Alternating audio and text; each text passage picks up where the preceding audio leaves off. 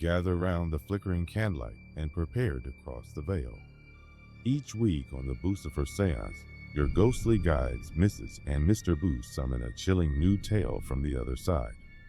From haunted mansions and cursed forests to restless spirits with unfinished business, this spectral duo dives deep into spine-tingling ghost stories that will haunt your dreams. Whether it's a forgotten legend or a real-life haunting, no story is too eerie for the booze to conjure. So light a candle, clutch your blanket tight, and dare to join the seance, because once you listen, something might just follow you home. Enter, if you dare.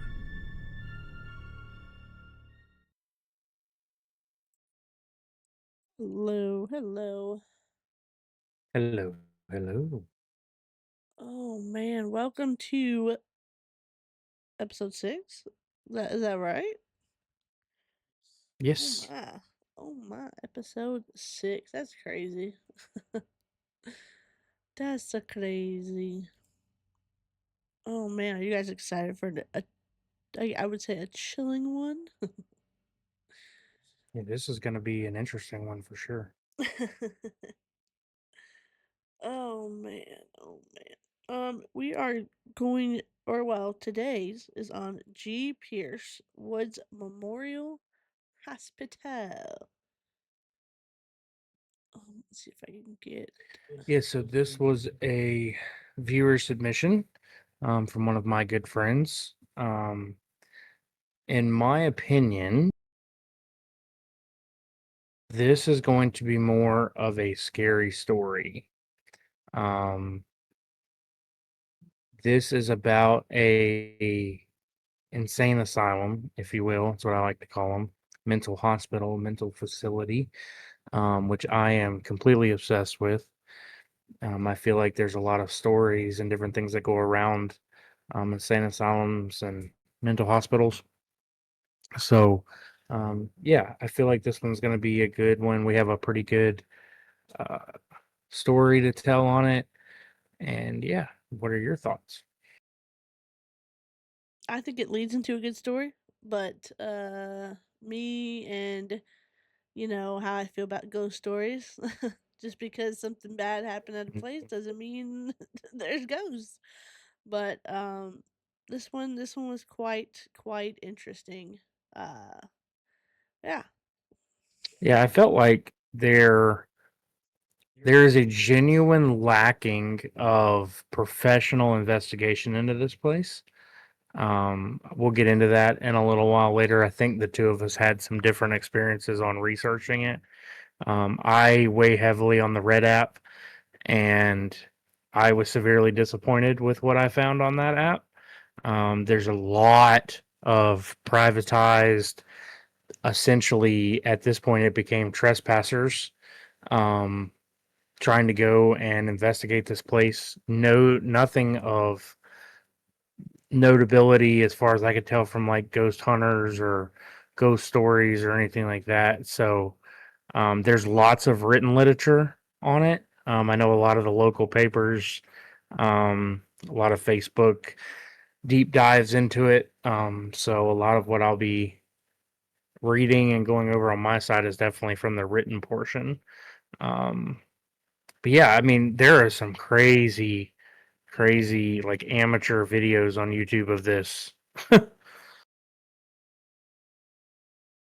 Oh, yep, definitely a bunch of amateur videos I found. I've seen one that really caught my eye, and we'll get more into it as the podcast goes on. But yeah, Mr. Boo, do you have a lovely synopsis for this one? Sure. So this comes from a group called Abandoned Florida, and it is their story on G. Pierce Wood Memorial Hospital. So it is in the city of Arcadia. It is a medical class building. It was built in 1947, officially abandoned in 2014. Um, and here goes the story. The G. Pierce Wood Memorial Hospital is a former psychiatric hospital located on the grounds of the former Carlstrom Military Airfield. Carlstrom Field was established in 1917 just south of Arcadia after the United States' entry into World War I. It served as an abandoned school for pursuit pilots, offering a six-week course with a student capacity of 400. Following the end of World War I in November of 1918, activities at Carlstrom were slowly phased out until its closure in 1926. With the need for primary pilot training brought on by World War II, Carlstrom reopened in March of 1941 under the operation of Riddle Aeronautical Institute. The 53rd Flying Training Detachment was activated under the then Brigadier General Junius Wallace Jones, who learned to fly at Carlstrom.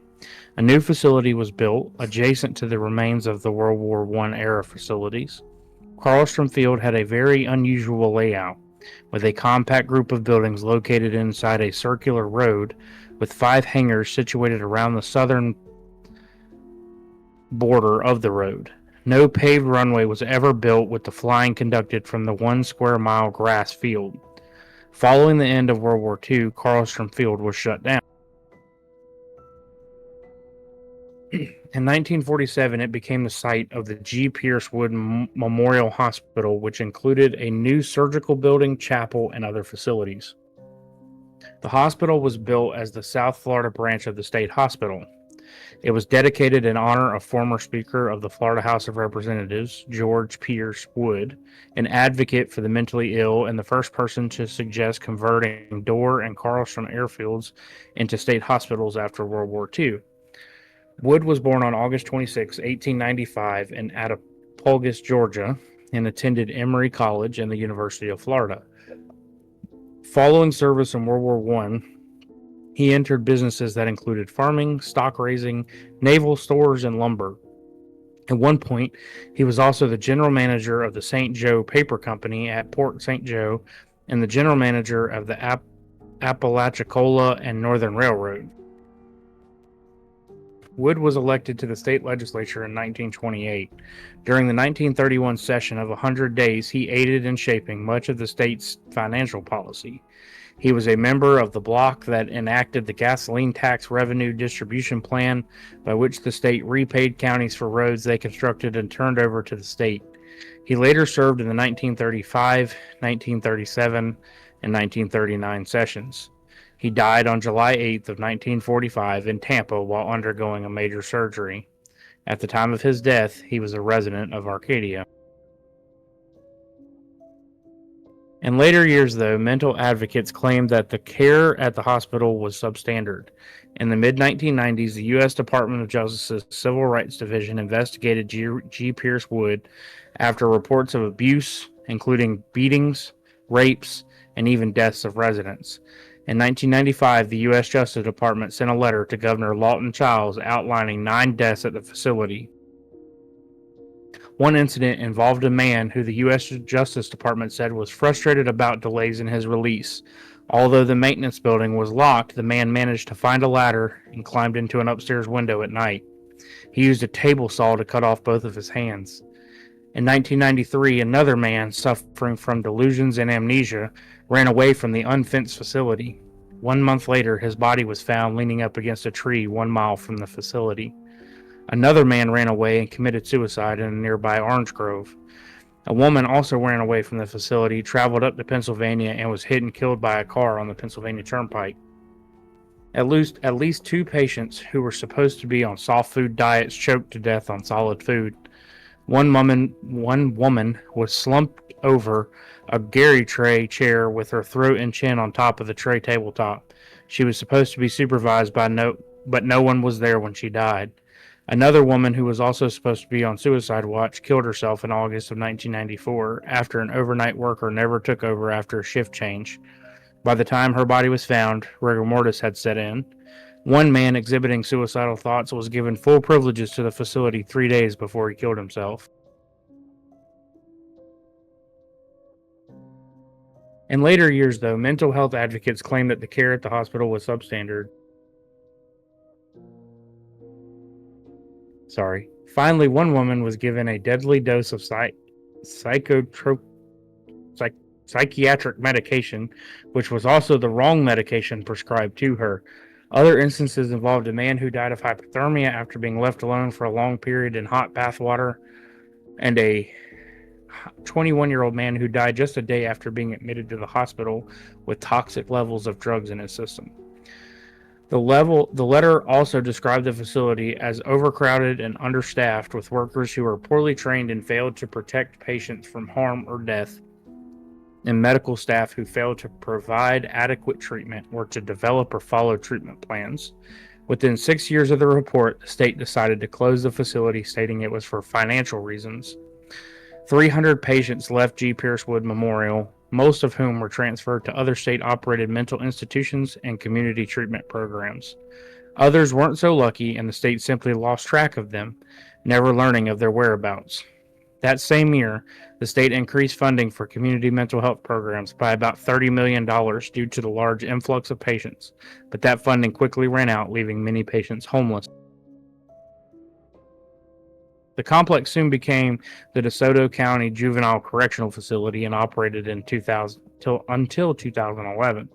The property remained unused until 2014 when it was sold to Power Auto Corporation with plans to construct a racing facility, but the project never materialized. The facility sits empty except for a helicopter repair business.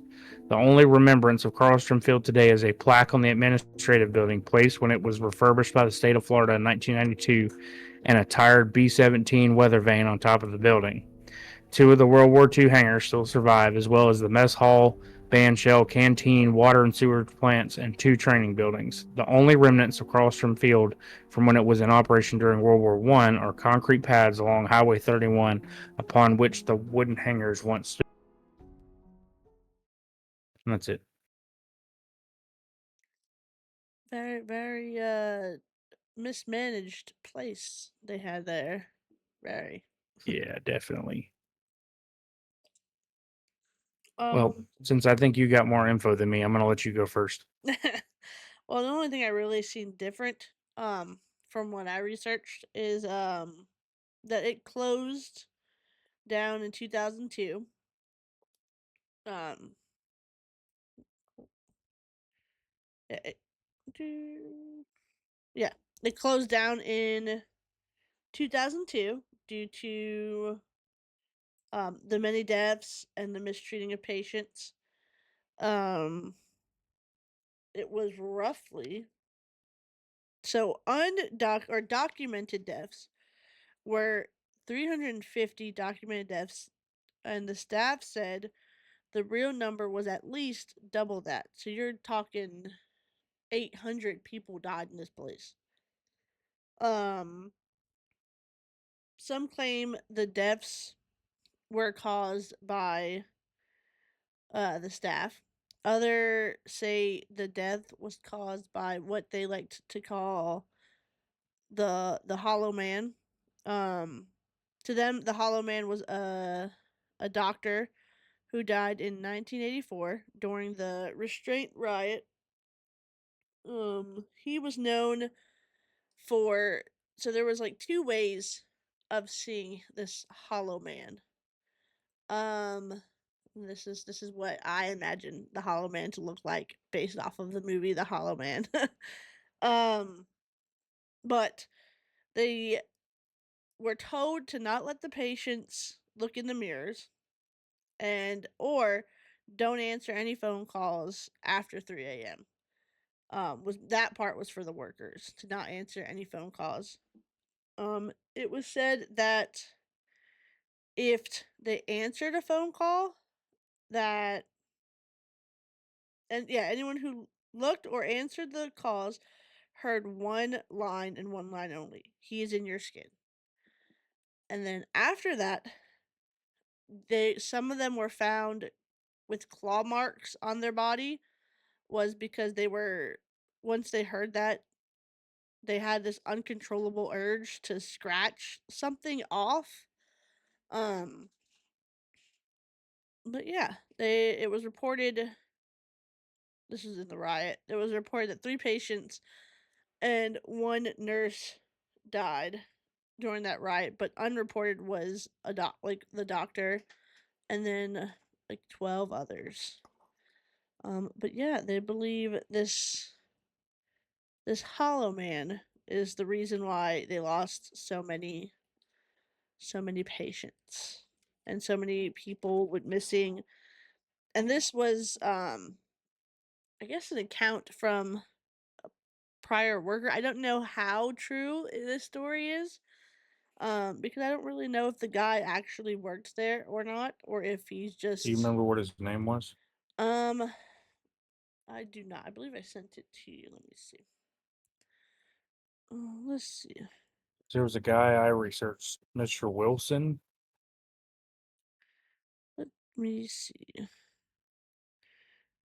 I'm not sure his name. I know he goes by Dr. Dreadlock Horror on Oh yeah, definitely not the same guy. yeah. Dr. Dreadlock Horror on the Red app. But so I don't know how true it was if he actually experienced this and while working there. Um but yeah, that's that's really all I got based on like this faceless man that was a doctor.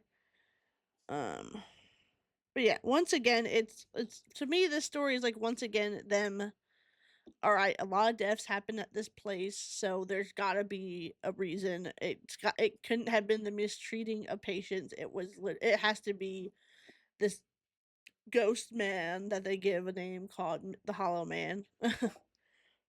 But I don't know. I don't know how true the story is. I don't really know if the movie connects to it at all, but makes me want to rewatch the Hollow Man. But yeah, I don't know. This one's a hard one. Mental hospitals always for some reason get this rap of having ghosts that cause them to go missing or something. I don't know. I don't know. This one was a tough one. Yeah, I mean, like I said, most of the stuff that I found was very amateur.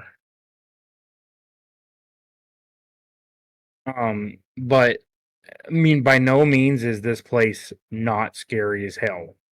So most of the amateur people that I found walking through the building, they were doing it during the day, and it was still like, bro, I would not go in this place.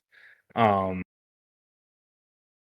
Now I know there is a few there, and I don't know if it's just a branch off of the Hollow Man or what, but apparently a lot of people say they see like a dark shadow figure in the halls. Um, that's definitely one story that I saw. I mean, a lot of the stories when you're doing research come from, like, I found this one gentleman that the Ledger, which is a newspaper, I think, or a local like reporting agency, I don't know. They did a um, what year did you say it was closed? Yeah, 2002. The other one just didn't say the year, but it was 2002. Um, they actually interviewed this guy, and his name is, I think Tim Wilson, something like that. Anyway, Mr. Wilson is the guy they interviewed. It's funny though, they tell us they actually interviewed Sheriff Grady Judd, which I'm sure if you watch any sort of news out of Florida, you've seen Sheriff Grady Judd. He's the one that um, they interviewed him and asked him why they only shot the guy or why they shot the guy like 68 times, and he's like, because we ran out of bullets. That's Sheriff Grady Judd. But they interviewed him, and I guess when he was a patrol deputy in the 70s, he, on many occasions, they'd get an ex parte order from the court for mentally unstable patients, and they would have to take them to G. Pierce Wood Memorial Hospital. Um, so he was kind of giving his outline. But most of the stories that come from this Mr. Wilson guy, yeah, there's Sheriff Judd. Love that guy to death. Um, but and here I can get you a picture of the other guy. Hold on.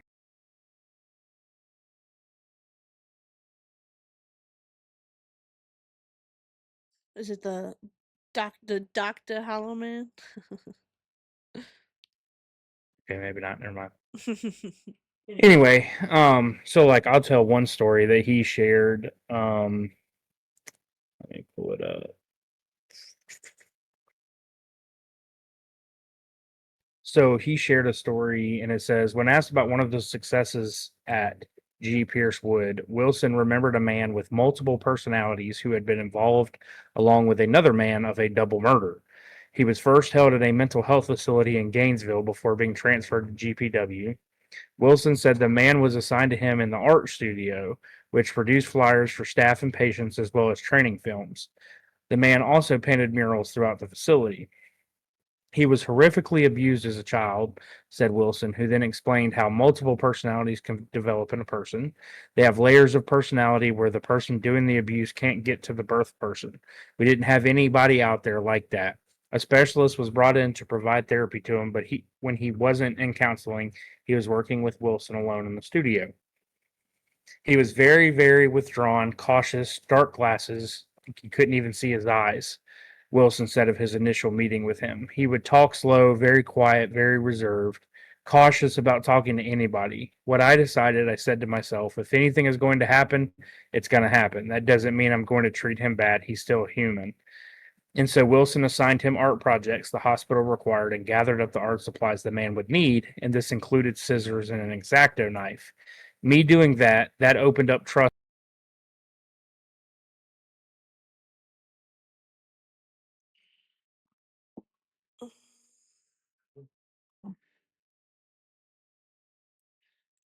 I apologize for those of you that are on Twitch. I apologize for the minor inconvenience. If you have a shitty internet company, you understand.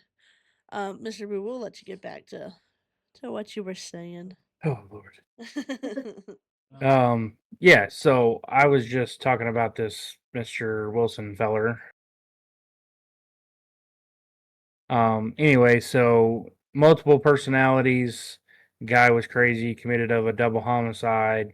Um, the Mr. Wilson guy goes on to say, I got to meet probably about 20 of his personalities. They range from an infant to an old Japanese man. Wilson said he had different ones for different facets of life, like his own army. He showed me a drawing one time of what it's like inside of his mind, and it was like the inside of a building. Wilson said the man also painted beautiful murals on the wall at GPW, some of which still remain there today. Eventually, they talked about the crime that put him away. He and a friend who had been a pen pal until the friend moved from California to Florida rented an apartment from an elderly couple. They got behind on their rent, and when the couple arrived to collect the money, they were murdered. Both men ran from the building, and Wilson's friend was caught in an orange grove. He said he didn't do it. He said it was the other guy, Wilson said, adding that he believed him, but also acknowledging that it could have been a personality saying it. The man recovered enough to develop a relationship with a woman he knew in school when they were both children. His doctors allowed the pair to get married, and Wilson said the man and his fiancee all headed to the DeSoto County Courthouse for the civil ceremony one afternoon. They had a closed down dorm they turned into little hotel rooms for visitors to come and stay, so they let him spend a honeymoon in there, Wilson recalled. The man's wife got a home in Lakeland, and when his psychiatrist cleared him for discharge, the couple moved to Tampa where they had 3 children. The man worked as a handyman and an artist while his wife worked in daycare, and he continued to see a therapist to work on integrating all of his personalities. Sheesh, what an interesting man. Oh man. Faux show. Faux shizzle. Oh, buddy. Yeah, so I mean, what I was getting at is that, most of the stuff that I found is like true stories, but like not haunting stuff. So like dealing with actual murders or actual, you know, or the mentally insane. That alone was scary, but I mean, most of the most of the stories are real life. Like there wasn't many ghost stories that came out of this. And I'm sure there are some, but again, there's been no like real investigation, and I think it's partly because of the owners of the facility now won't let them. Anybody that goes there, they have them arrested for trespassing. Yeah, the only ghost story that's come out there so far is that of the Hollow Man. So Yeah, and then that shadow figure I saw. yeah.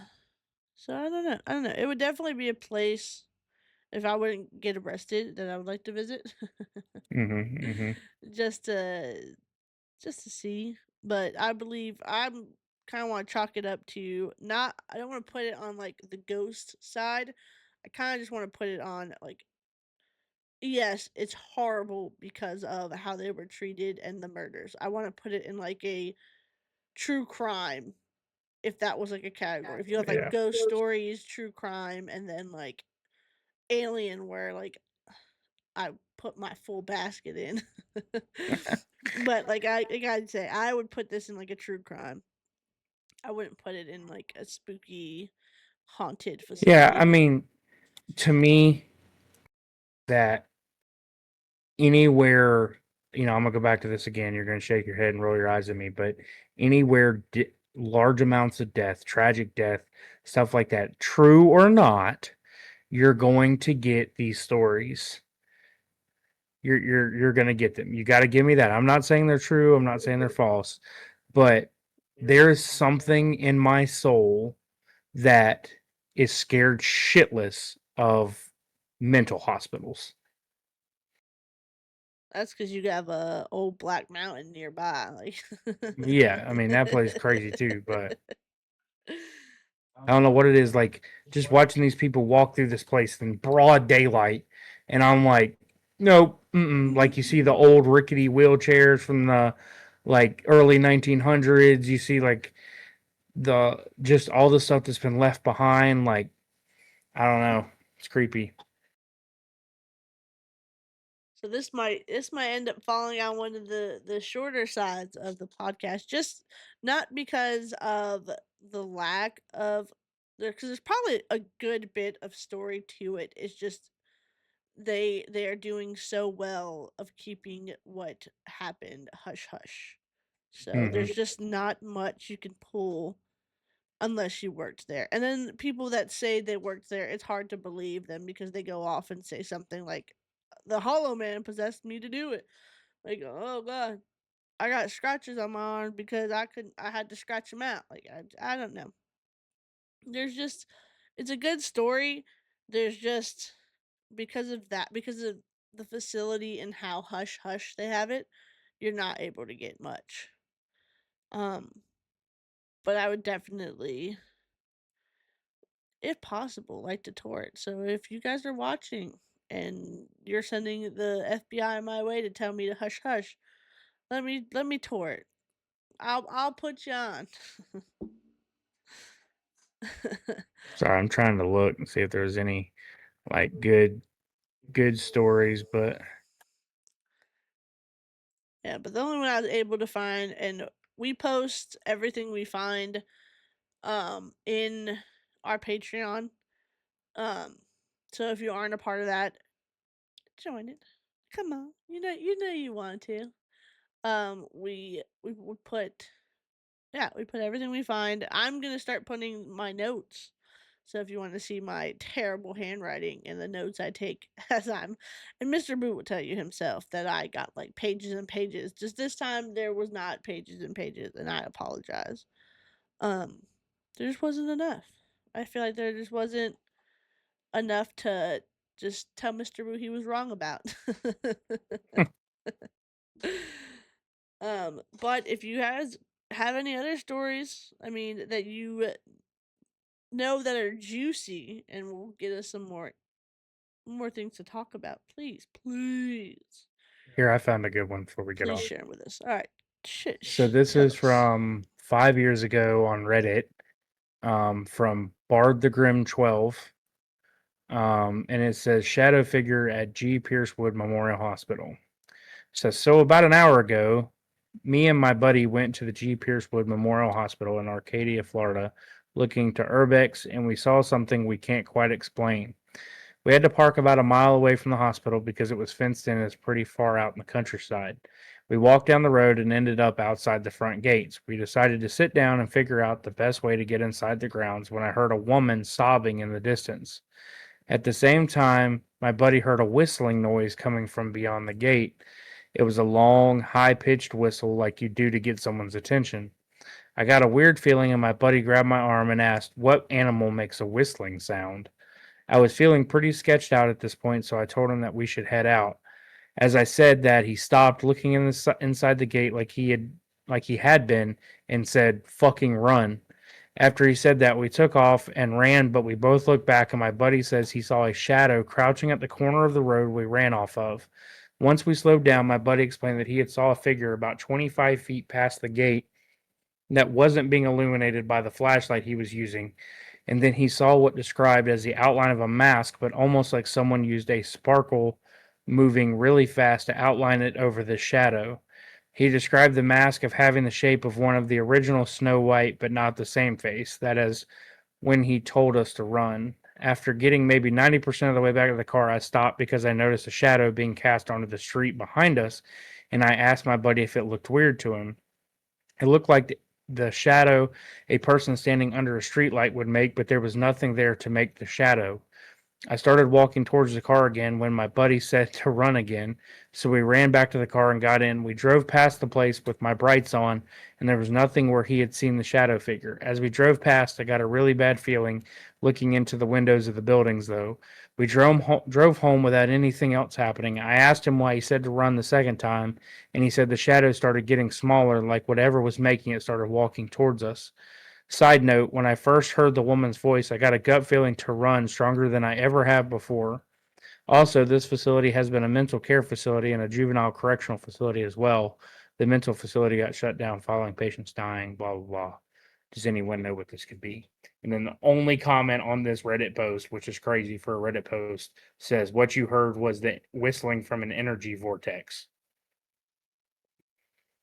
Energy vortex. Okay, buddy. So, yeah. I mean, these are the scariest one, if you will.